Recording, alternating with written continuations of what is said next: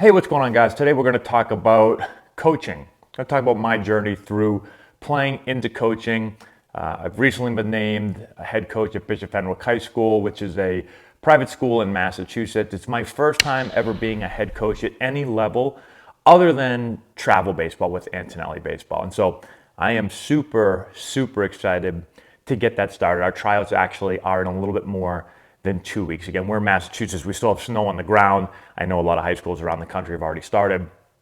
Up here, our tryouts are always the third Monday of March. And so they are coming up soon. And I could not be more excited. And so today what I want to talk about is a couple of different things. I want to talk about my road from player to coach. I get a lot of messages from people asking about how to get into coaching. How did you get into coaching? Why did you get into coaching? Why is high school the right fit? Did you think about pro ball? How did college go? And so I've done a lot of different things when it comes to coaching. And so I want to talk about some of the things that I thought about going through the process and ultimately how I ended up here and why I'm excited. So let's start off. My playing career ended in 2013.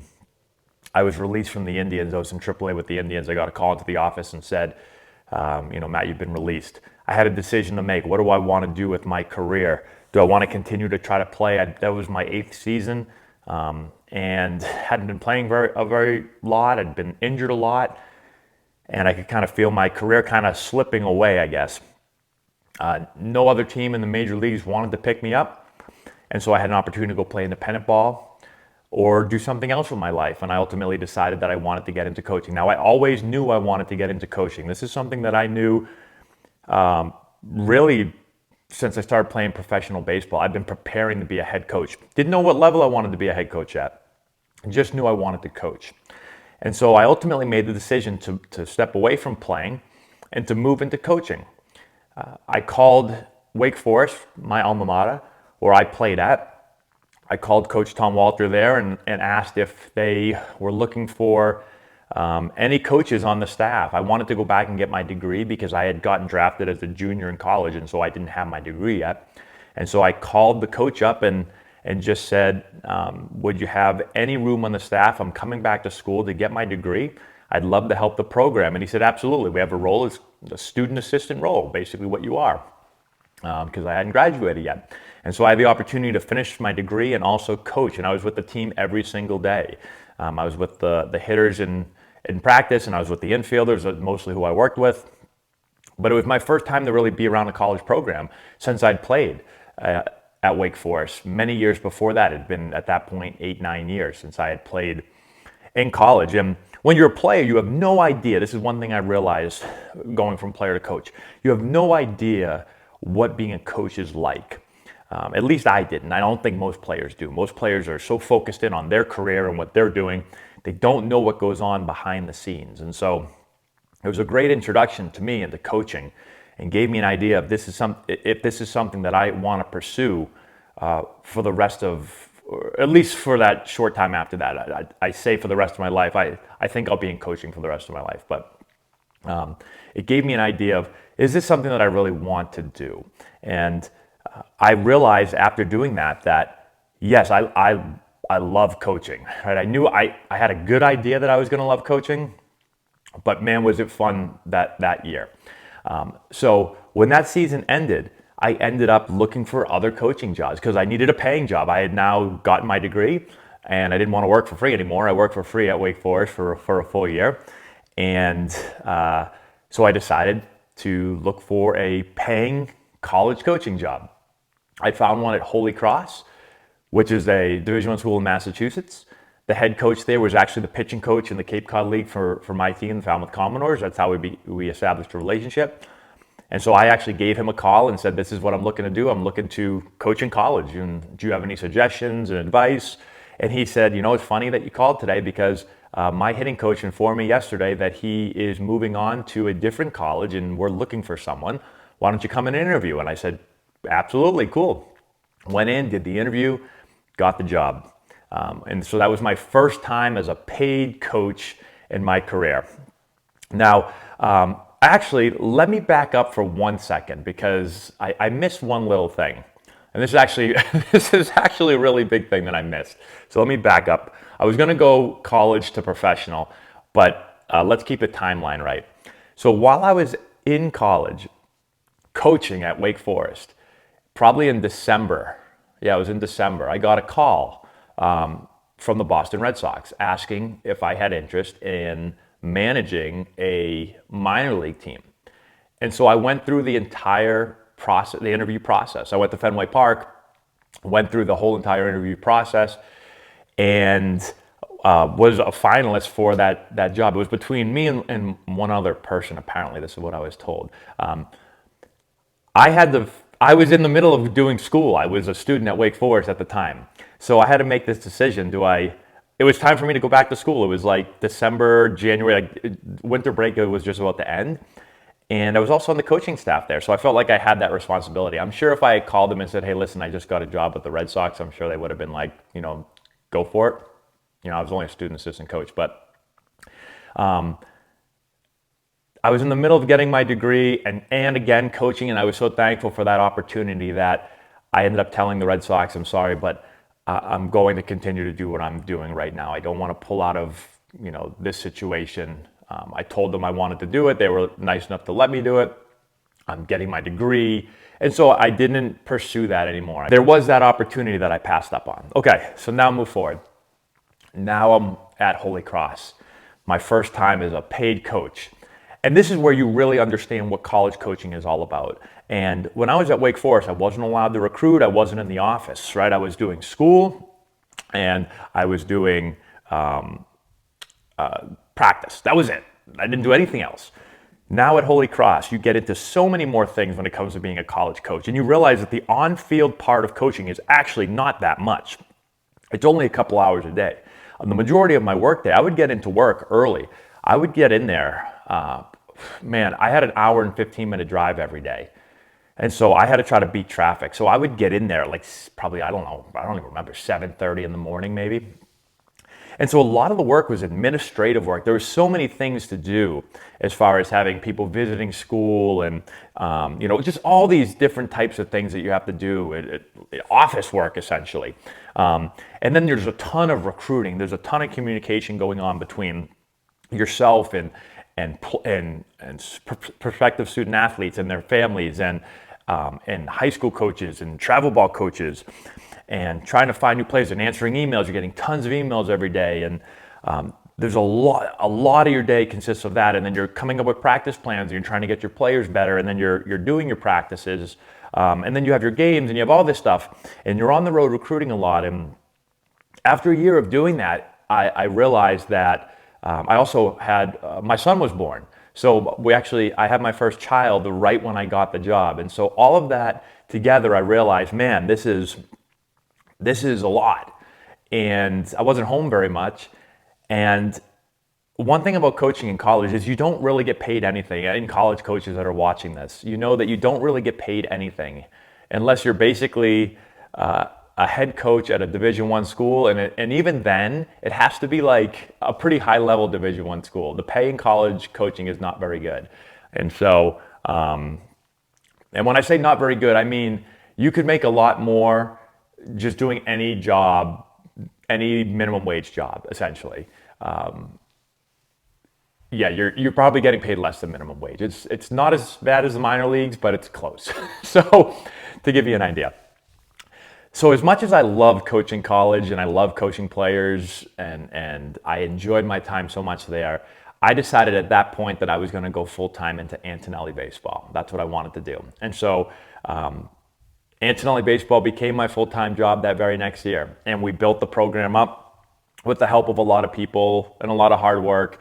And one of the things I love about Antonelli baseball is that I'm able to work with so many players. We have about 200 players in our organization. And so I'm able to work with players from 10 years old all the way up through college. And so I'm able to help develop players every single day, which is one of my favorite things to do, is be around players and help them through practice and getting them better, and giving them instruction and giving them guidance. And I've been through the process. And for me, I've said it 1,000 times. You go on Twitter sometimes and travel baseball gets like this bad rap, but travel baseball was the biggest part of my baseball career as a player developing. I owe a ton to what I was given by coaches and the program in general that I played for. And so that's what I hope that we give to our players now. And so I love that. And that's what I've done. That's what I've done for the last, man, I don't know what year we're even on now. Since I went full-time in this, I went full-time probably 6 years ago, full-time Antonelli baseball. So that's been great. Now let's get into high school baseball. My father has been a high school coach, an assistant coach in high school for like 20 something years. And opening at my old high school, opened up a assistant coaching job. And so he said, why don't you do that? So the head coach called me up and gave me the opportunity to go be an assistant coach at St. John's Prep, which is where I went to school. It's a great place, a great academic school, great baseball school. And so I was an assistant coach there for 5 seasons. Technically, we had one missed season because of COVID. So I did five seasons there. And that's where I realized that high school baseball was amazing. I had been away from high school baseball for so long. It'd been 13 years. I had 8 years professionally, 3 years of college, and then I didn't go right into it once I got out of coaching college. So about 12, 13 years. And I realized that high school baseball was, for me, the perfect thing because it was all about being around the players, being on the field, developing players, helping young kids, again, navigate not only on the field stuff, but off the field stuff. And I'm sure if you think about it, I know for me, if you think about some of the best coaches or best people you've been around, right? People that have had a huge influence on you and a huge impact on you. I think most people, again, at least for me, like you go back to high school coaches, right? Like I think most people never forget their high school coaches. And so I think there's a reason for that. I think it's the age of the player and some of the things that they're dealing with and going through in their lives. And so for me, like that is what I have really, really enjoyed doing. And I was an assistant coach. I wasn't the head coach. But the difference between college and high school coaching is that there's so much other stuff going on in college that doesn't revolve around being with the players and around the players. And in high school baseball, that's really what it's all about. And that's what I really loved about it. And so I did that for 5, 6 years and really, really enjoyed it. Well, this past year, I received a phone call and was given the opportunity to interview for a head coaching job. And so I have known probably while I was at St. John's as an assistant coach, I had made the decision that eventually I want to be a head coach in high school baseball. Like that's what I wanted to do. And I didn't know when that would be or where that would be, but I knew that I wanted to do that. And I had some other offers to do that, and I passed on them for a variety of different reasons. But when this offer came around, I thought this was a great opportunity for me. And I am now 2 weeks away from officially becoming a head coach for the first time in my life.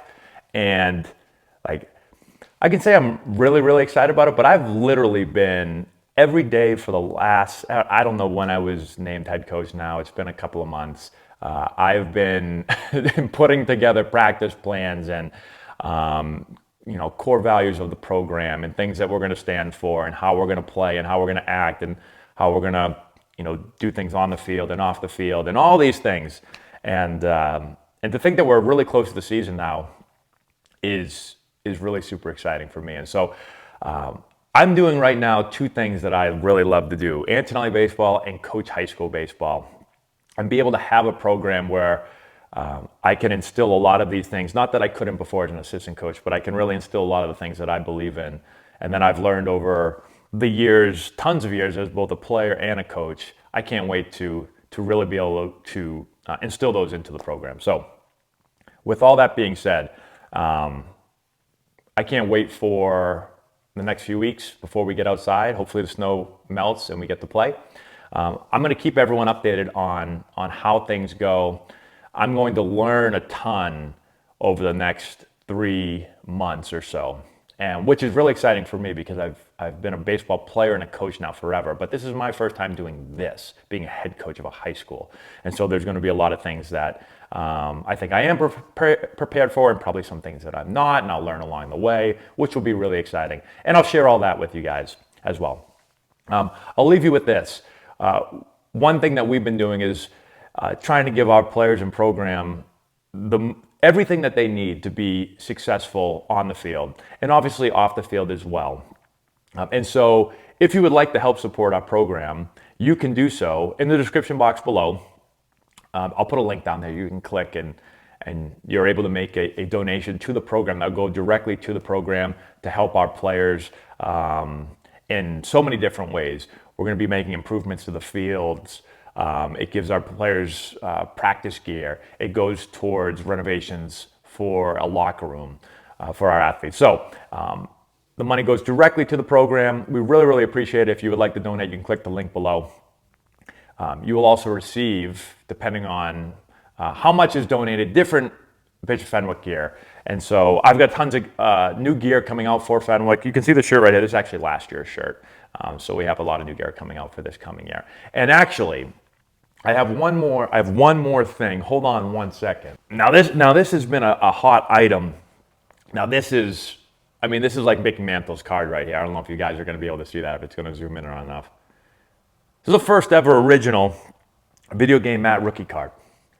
I made 20 of these, and I think I've given away 5 so far. I have 15 left. I got to keep at least one probably, so it's down to 14. If you guys make a donation, now here's the hard part. I can't just give it away to everyone that donates because we could get lots of donations. I don't have enough cards. So this is going to be for the big donors of the program. If you are able to donate $100 to the program, you'll get some Fenwick gear along with a nice video game mat rookie card. It's got to be worth at least 10 grand, maybe 20. I don't know. There's only 20 of them in the world, right? And so I'll make, it's like Bitcoin, right? Like there's only so much they're going to make, and I've bought up quite a lot of them. And I'm going to make sure I keep one of these handy because, you know, maybe we'll be able to retire on it in one day. So if you are able to donate, we would love your support. Thank you so much. Again, I'm going to keep everyone updated on how the season goes. There'll be a ton of material, a ton of things to talk about that I'm learning along the way. So again, if you would like to donate to the program, we would really appreciate your support. Click the link below. That's all I have. If you have any other questions that you would like me to answer, let me know in the comment section below. And that's all we have. Thanks again. We'll talk to you later. If you've got hitters that you're looking to improve before the start of next season, this is essential for you. Matt Antonelli here, former major league player, first-round pick, and college coach. With this course, we're going to show you exactly, step-by-step, how to generate power, develop bat speed, and enhance swing mechanics. Regardless of your hitter's age, this course is going to deliver advanced hitting techniques that will allow any hitter to get better and make an impact at the plate this spring. We have a full catalog of training content that you can access from anywhere at any time. This course is perfect for players, parents, coaches, instructors, and more. It offers a comprehensive package of drills and techniques that you can directly implement. Our course has helped hitters all over the country at different competition levels, and the feedback that we've received has been outstanding. The work you put in now will drive your success at the plate this spring. Get the essential knowledge that you need to take your game to the next level.